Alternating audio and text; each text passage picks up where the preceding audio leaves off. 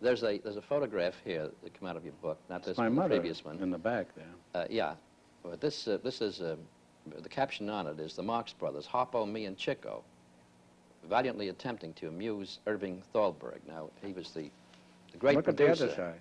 Now this leads into a question. There are a lot of legends about you, and a lot of the remarks that you've made, whether they're true or not true.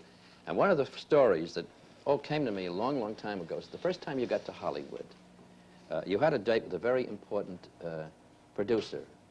I think the head of the studio. It may have been change it to a girl, huh? No, it may have been Thalberg, and they let you into his private office. He wasn't there, and by the time he came in, they were the four of you completely stark naked. Now, is that a legend or is that true? No, it was true.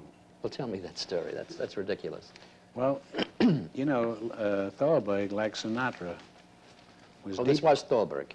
This was Thalberg, yes. He was the most feared man of any producer in any major studio.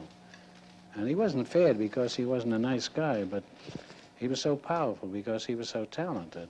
And he was so great at his own business. He was a legend, this man. He died at 37, you know. Everybody was afraid of him. Now, after we had done 5 pictures at Paramount, and we'd done a couple at RKO, I think, and then Chico used to play bridge every night with Thalberg, because Chico was a great bridge player, and Thalberg was crazy about Chico. But the first time, we eventually signed up, after Duck Soup, we signed up with Thalberg.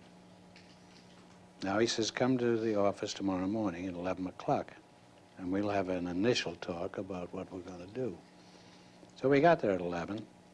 Now at that time, he was doing 3 pictures, and he had, very important, he had Bob Sherwood working on something in one room. He had Mark Connolly and somebody else working in another room, and we were going into his private office, which, that picture there. He had a huge fireplace there. It was a very imposing-looking place for fellows who had been in vaudeville all their life. And we got there at 11 o'clock, then 11:30 came, 12 o'clock. We're in the outer office. Now he's running from these 3 different rooms, conferring with Bob Sherwood and the other people who were working for him. I don't recall their names. And we were sitting there. It was 1 o'clock. We went out to lunch. We come back at 2. We sat in the outer office. We sat there till 3, 4. At 5 o'clock, he sent out word that we could go home and come back the next day at 11 o'clock. Now, we hadn't seen him. Next day, we arrived at 11 o'clock. And around 2 that afternoon, we were ushered into his place. And me, I'm always big-mouthed, you know. I said, look, Mr. Thalberg, I said, we start on Broadway in 3 plays, and we're considered very good comedians, and we've done 5 pictures at Paramount. And if you ask us to come here at midnight for a story conference, we'll be here at midnight. But when you ask us at 11 o'clock in the morning, we want you to see us at 11 o'clock in the morning, or otherwise there's no deal with you at all. And nobody had ever spoken to him that way. Even Mayer was afraid of him. So he never kept us waiting after that. We had a meeting at 2 o'clock, 12 o'clock, whatever it was. But now we would get in his office at 11 o'clock, and he would start a preliminary conversation about a story, a picture. And then at 11:30 or 12 o'clock, he'd say, look, I have to go over and talk to Bob Sherwood for a few minutes. I'll be back. He did this 2 or 3 times, and he didn't come back till around 2 o'clock. Now we were, instead of waiting outside, we were waiting in his office.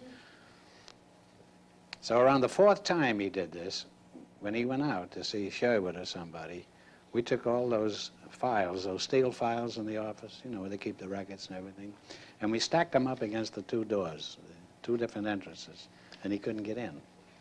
And we didn't leave him in until 5 o'clock. So he laughed at that because now he had respect for us. So the next time we had a meeting with him, again we started to talk about, I think it was Night at the Opera, the first picture, and he left again to see, I don't know, Mark Connolly or somebody else. And when he went out, we lit a fire in the fireplace, a huge fireplace, and we sent to the commissary, and we got 8 baked potatoes. And We lit the fire. We had a roaring fire going. We took off all our clothes.